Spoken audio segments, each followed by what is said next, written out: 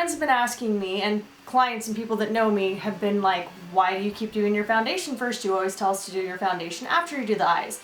That's because I have rosacea, and I feel like nobody's going to want to look at my face for that long. They're going to be like, oh, what's up with her skin? It just looks awful. I mean, isn't she supposed to do makeup? That's so weird.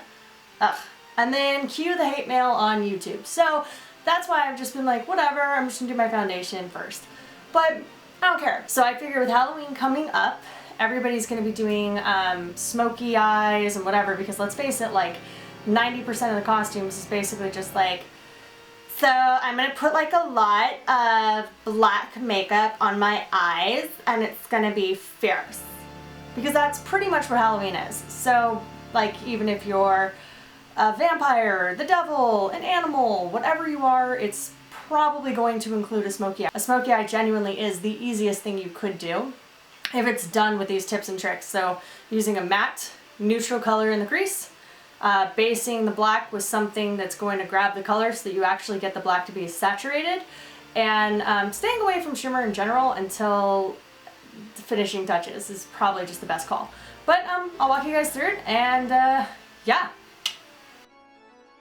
Okay, so first I'm just drawing in my eyebrows with my favorite eyebrow pencil, which is Brow Wiz from Anastasia Beverly Hills. I'm also just kind of lightening up the front, and now I'm carving it out with my foundation. I like to use my foundation and not a concealer because I like something that's a little bit lighter in coverage underneath my brow so it doesn't look too cakey.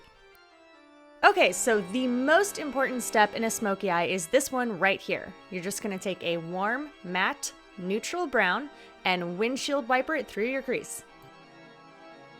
This step is the most crucial in a smoky eye.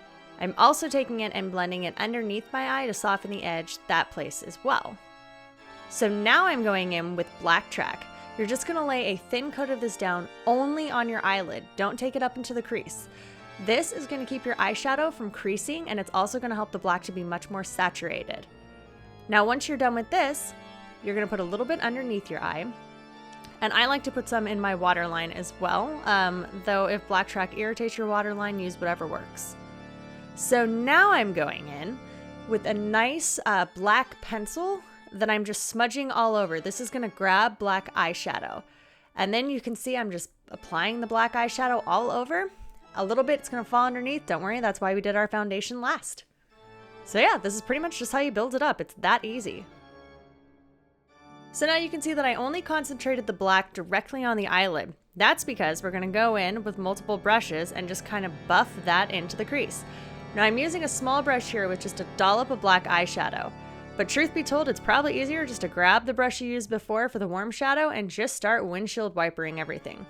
There will be some excess black eyeshadow that's going to blend with the medium brown color, and that's how you get that nice blended edge. It is seriously that easy. You can honestly even take a brush that doesn't have any color in it whatsoever and just start windshield wipering it, and the same thing will happen. If you find you need a little bit more brown, go in with it. Now if you'd like, take a smaller brush and grab a little more black eyeshadow and just kind of buff that into the edges and also right along underneath in your lash line. You can also go in with an additional pencil. I like to put it underneath and then also on the upper lid as well. Now let's get some highlight up in this mess. Okay, so I like the NYX Pearl pigment in, I don't even know what the name is. It's like bronze. It's not a gold color, it's a bronze color. So make sure you pick the warmer one. Anytime you mix any kind of a golden tone with black, it's gonna have kind of a green look to it. So erring on the warm side is definitely gonna help. Now I'm just using a flat paddle brush and putting it on the inside corner of my eye. And I'm also gonna pop a little bit on the spotlight of my eyelid. Now, I know that your eyelid wouldn't necessarily have a spotlight and then a dent and then a highlight, but I like the effect of it, so I'm going with it. And I'm just buffing it out ever so slightly to give my eye kind of a metallic sheen. Now, the totally awesome thing about doing a smoky eye is you can make a hot mess with your mascara and no one will see it. So just get in there. Then when you're done, clean everything up with a makeup wipe. I like the MAC wipes. They remove the best. The over-the-counter ones from the drugstore don't take it out as well. Also get the inside corner of the eye too, because that's where a lot of dark falls and makes you look sick. Okay, now once we wiped away all the mess, I'm just going in and putting on foundation. When you're doing a smoky eye, it's important to use a smaller brush underneath the eye. That'll give you more control. You'll also end up pulling a little bit of the black up. You can see I'm kind of wiping it away. You also want to make sure that you're wiping it out of your brush. Okay, so here's where, against my better judgment, I go in with a ton of bronzer. I'm committing. I'm doing this because it's Halloween, and if you're gonna do a big intense eye, you gotta do a little bit of blush, a little bit of contour, so I am going for it. I think that golden bronze from MAC or something like that would work really well, or whatever bronzer, honestly. As long as it's not shimmery, it's gonna work really well for this.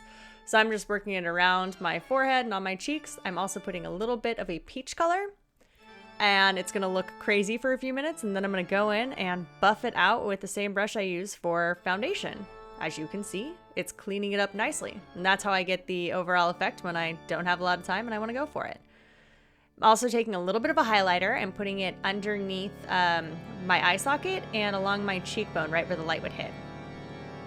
I'm also bringing it down the center of my face. The big triangle in the center of your face is what you want to focus on when you're doing this, from my chin up to my eyes, kind of an upside down triangle. That's the area you want to highlight.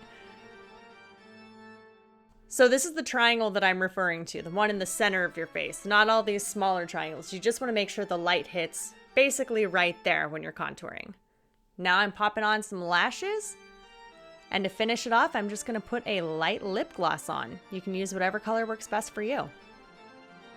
Now I feel like this is a pretty makeup look all on its own. Totally wearable, could even be for an evening out or for something like Halloween. Or you could really bump it up and do the Ultra Mega Goth lip, my favorite. Alright, so now I'm going in with MAC's Current Liner, which I like. I like Night Moth more because the texture is a little bit more dry, which is why I'm going in and kind of carving it out with Night Moth. It tends to move around a little less. I know that probably sounds mental, but that's the subtle difference I've noticed. I'm less likely to end up with a lip liner mustache.